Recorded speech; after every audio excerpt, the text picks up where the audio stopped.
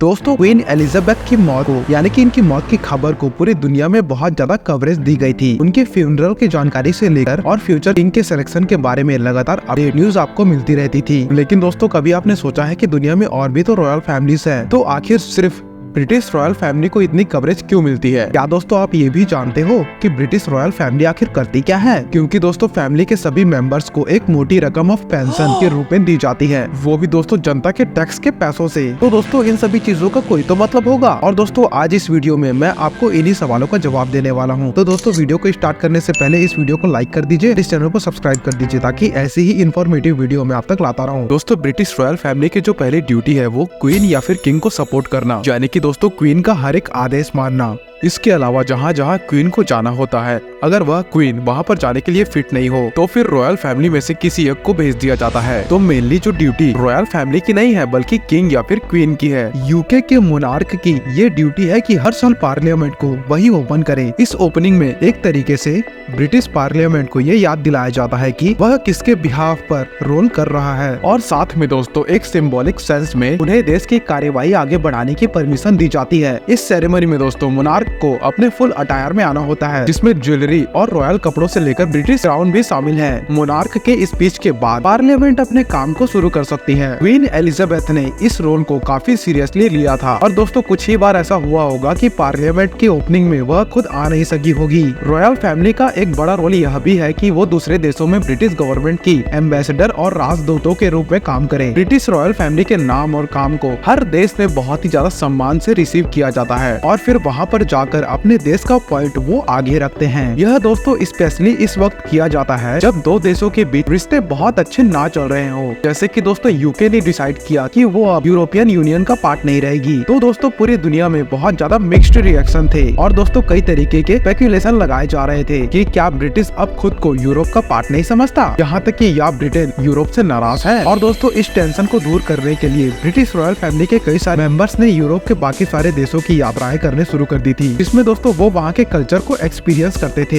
इस एक मूव ने दोस्तों उनके रिलेशनशिप को थोड़ा सा अच्छा कर दिया था। वैसे तो दोस्तों ब्रिटेन में सिर्फ नाम के किंग और क्वीन रह गए हैं, और दोस्तों असली पावर ब्रिटिश पार्लियामेंट के हाथों में है। लेकिन फिर भी दोस्तों पार्लियामेंट के बनाए हुए हर रूल को किंग या फिर क्वीन के पास लेकर जाया जाता है, ताकि उसके ऊपर वह एक रॉयल एसेंट दे सके, यानी कि दोस्तों उस बिल को मंजूरी दे सके। और दोस्तों वैसा ही होगा जैसे कि भारत में राष्ट्रपति है। टेक्निकली अगर देखा जाए तो दोस्तों क्वीन के पास ये पावर होती है कि वह किसी भी बिल को पास होने से रोक सकती है। लेकिन दोस्तों ब्रिटेन के केस में क्वीन ज्यादातर ऐसा नहीं करती, क्योंकि दोस्तों ऐसा करने का मतलब होगा कि एक चुनी हुई सरकार के विरोध में जाना। और दोस्तों अगर ऐसा हुआ तो हो सकता है कि क्वीन की सारी पावर्स को खत्म कर दिया जाए। इसलिए देखा जाए तो दोस्तों किंग सिर्फ एक रबर स्टैम्प की तरह होता है, जिसे दोस्तों हर लॉ पर साइन करने की अनुमति देनी होती है।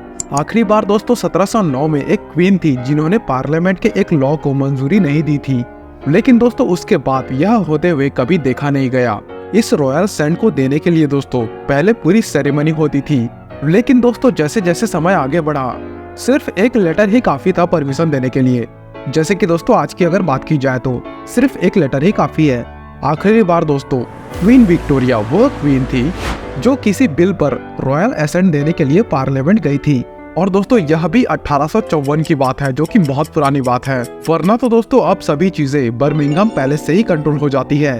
रॉयल्स की सबसे बड़ी अगली ड्यूटी ये होती है कि वो साल भर में कई सारी पार्टीज ऑर्गेनाइज करे, जिसमें दोस्तों देश विदेश के काफी बड़े बड़े गेस्ट आया करते हैं। इन पार्टीज में दोस्तों ब्रिटिश सिविल सर्वेंट्स, मिनिस्टर्स और फॉरेन बिजनेसमैन भी शामिल होते हैं, और साल करीब दोस्तों 70,000 लोग ऐसी पार्टीज को अटेंड करते हैं। इनमें से सबसे बड़ी पार्टी दोस्तों रॉयल गार्डन में ऑर्गेनाइज की जाती है, जहाँ पर दोस्तों 30,000 लोग आते हैं। इन सभी गेस्ट को इनवाइट करने से लेकर फंक्शन की तैयारी तक सारी जिम्मेदारी ब्रिटिश रॉयल फैमिली की होती है। और दोस्तों इनकी एक और ड्यूटी है फॉरेन गेस्ट को वेलकम करना।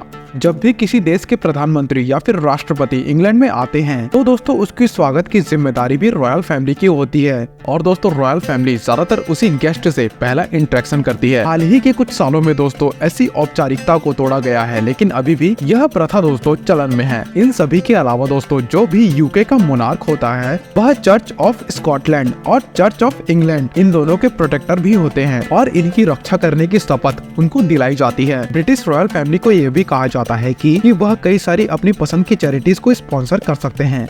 रॉयल फैमिली का हर एक मेंबर दोस्तों किसी न किसी चैरिटी से जरूर जुड़ा होता है और दोस्तों इन चैरिटीज से, रॉयल फैमिली से जुड़े होने से इन चैरिटीज को बहुत ज्यादा मीडिया में कवरेज मिलती है और दोस्तों इनके लिए डोनेशंस भी बहुत ज्यादा आसान हो जाते हैं क्योंकि ये जुड़े हुए होते हैं रॉयल फैमिली से। क्वीन एलिजाबेथ ने दोस्तों अकेले 10,000 करोड़ से भी ज्यादा चैरिटी में दान किया है। इनके अलावा दोस्तों अगर हम कैथरीन की बात करें तो उन्होंने कई सारी आर्ट हिस्ट्रीज पढ़ी है दोस्तों, इसलिए वह कई सारी आर्ट हिस्ट्रीज को सपोर्ट करती है, जिसमें दोस्तों सबसे मशहूर ब्रिटेन की नेशनल पोर्ट्रेट गैलरी भी मौजूद है। इनके अलावा दोस्तों प्रिंस विलियम्स भी टस्क ट्रस्ट नाम की एक wild life conservation and centre point जैसी चैरिटी जो कि दोस्तों होमलेस लोगों पर काम करती है, यानी कि दोस्तों उनको घर देने का काम किया करती है। इन सभी के अलावा दोस्तों क्वीन एलिजाबेथ और बाकियों की ड्यूटी कॉमनवेल्थ नेशंस के प्रति होती है। जैसा कि दोस्तों आप सभी जानते हैं जितने भी कॉमनवेल्थ देश हैं उन सभी जगह पर दोस्तों कभी न कभी यूके का शासन रहा था और उनमें से कई सारे देशों में दोस्तों क्वीन ही आज भी हेड ऑफ द टेबल है। इसीलिए दोस्तों क्वीन वहां पर लगातार टूर करती रहती थी। कुछ कॉमनवेल्थ देशों में दोस्तों क्वीन की पावर बहुत ज्यादा थी, जैसा कि दोस्तों 70 के दशक में क्वीन ने ऑस्ट्रेलिया के प्राइम मिनिस्टर को बर्खास्त कर दिया था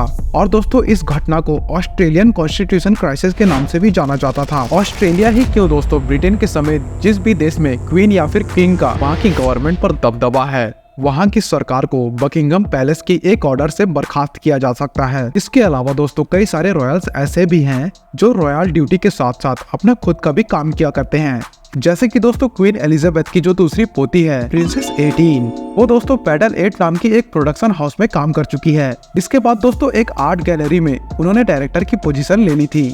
तो ये थी दोस्तों ब्रिटिश रॉयल फैमिली की कुछ ड्यूटीज, जिसमें मेन चीज आती थी कि कुछ बड़े बड़े गेस्ट को अपने पार्टीज में इनवाइट करना और उनका मनोरंजन करवाना, और दोस्तों मेन बात अपनी इमेज को पूरे दुनिया में मेंटेन करके रखना, यानी कि ब्रिटिश रॉयल फैमिली की इमेज को मेंटेन करना पूरी दुनिया में। इसके बाद दोस्तों उनके जितने भी रोल हैं वह रबर स्टैम्प की तरह है। लेकिन दोस्तों सवाल यहाँ पर यह है कि इन्हीं सभी रोल्स के लिए ब्रिटेन को अपने टैक्स का एक हिस्सा इन लोगों को देना चाहिए, और दोस्तों इन पर कई सारी चर्चा पहले भी हो चुकी है। लेकिन आपकी इसमें क्या राय है, हमें नीचे कमेंट करके जरूर बताइएगा।